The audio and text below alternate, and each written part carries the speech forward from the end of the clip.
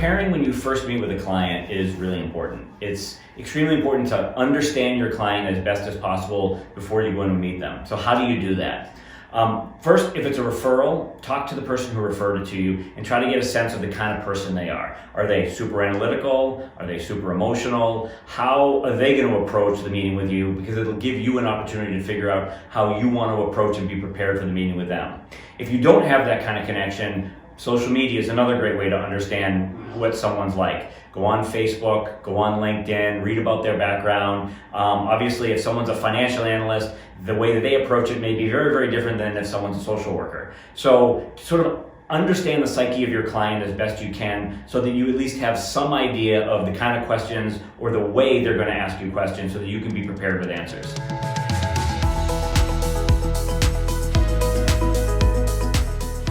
So there's a lot of ways that you can prepare for these meetings with your clients. And when you're going into a listing presentation, you may face some tough questions. So you should be prepared and you should anticipate that you're going to have questions that may be not difficult to answer, but maybe uncomfortable to answer.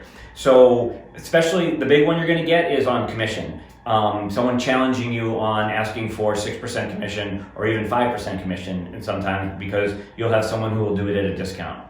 First and foremost, no matter what you do, don't be defensive. If you get defensive, you're going to put your client on the defensive, and then you're already starting the relationship off in a contentious way, and that's not how you want to be. You want to be relatable to your client. So if a client asks you, God, 6% is a lot of money to charge. I know someone who's willing to charge 4%. Why won't you do it for 4%? It's still a lot of money. You can totally say to them, I totally understand that it's not an insignificant amount of money, but let me help you understand why I'm worth what I'm charging. Let me help you understand why some brokers charge discount commissions and other brokers provide more of a full service model and are going to provide you with more value. It's all about having confidence in really understanding your value proposition. So what's the most important thing to understand your value proposition is to have researched and have prepared and have practiced. When you go and you meet with clients, you shouldn't be having the dialogue for the first time. You should practice scripting. And when I say scripting, I don't mean make it like really stilted and uncomfortable, but the more practice you have having these conversations, and you can have the conversation with your roommate, with your significant other, with your kids, or with another properties broker, where you just get practice and asking the tough questions and then answering the tough questions. It'll just roll off your tongue easier. It will come off as more confident, and people are attracted and wanting to work with people who have a higher degree of self-confidence.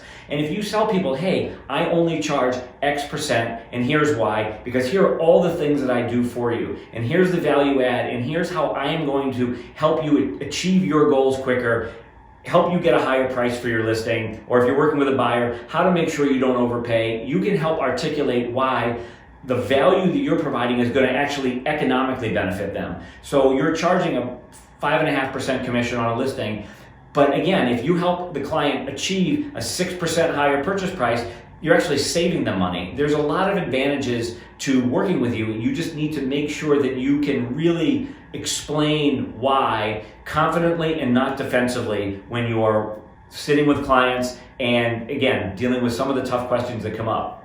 And the most important thing is, again, that you are practiced at it, because the more practice, the easier it's going to be for you to answer the questions and make the client feel good about working with you.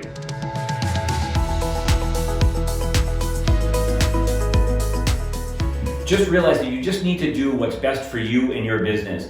And 9 times out of 10, commission is not going to be an issue. Clients are going to believe in your value, and they're going to trust you, and they're going to hire you, and you're going to pay you the commission that you want and the commission that you're worth. That 10% that you're dealing with, you have to just learn to make sure you're confident in your value and articulating your value.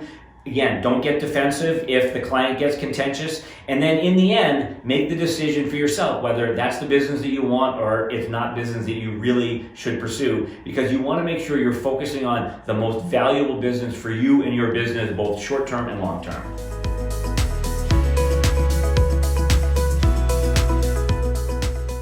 Bottom line, be prepared, go into your meetings with self-confidence, really understanding your value proposition and articulating your value proposition and feel great about the outcome, because in the end, you get to choose what your business looks like and you're going to be successful. So make it happen, enjoy it, and good luck.